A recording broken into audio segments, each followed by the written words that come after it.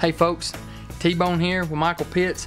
We're going to talk to you today about draw length, D-loop length, anchor point, and your release length, and how all four of those gel together to and how that affects your actual overall draw length.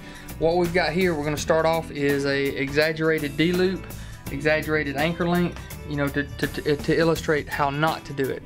The draw length, this is the correct draw length for Michael, and we're going to show you how it fits him, but if you look at the big picture, it's going to look like it's way too long. So go ahead and draw that back and we'll point that out. You've seen a lot of people do this, and when you first look at someone, you say, oh, his draw length's too long, in which the overall draw length is, but if you look closer, the bow is actually fitting him. It's going to the corner of his mouth, tip of his nose, but because the D-loop is actually long and the release is long, see how he's having to really reach for the trigger. He can't actually pull the trigger, he's pushing down on the trigger. What needs to be done is we need to shorten the release, shorten the D-loop, so that this hand can get firmly on the back of his jaw, but the actual draw length of the bow is not going to change. We just need to change those to shorten the overall draw length. We're going to make those changes and show you how it affects him.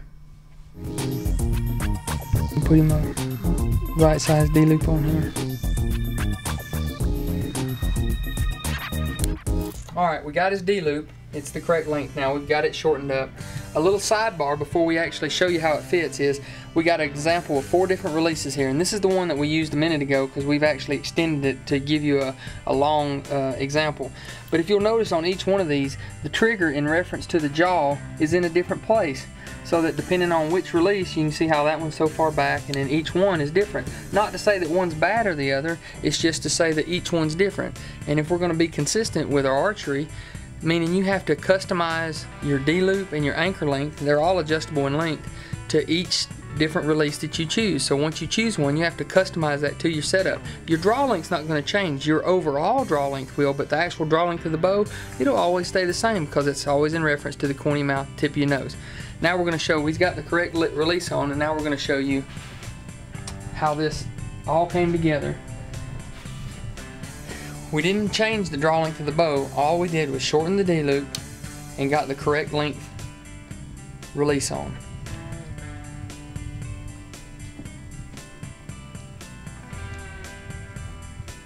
You can see now nothing's changed on the bow. Still corner of your mouth, tip of his nose.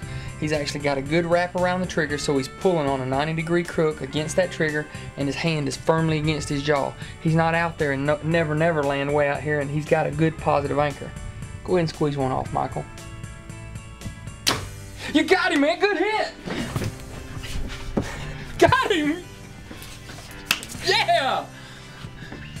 So anyway, that's just a little bit of insight. So every time you change something, I mean, we're trying to be as accurate as we can. Every time we split a hair, we're making them groups tighter every time. So just don't take nothing for granted. Actually try to retune for everything that you do.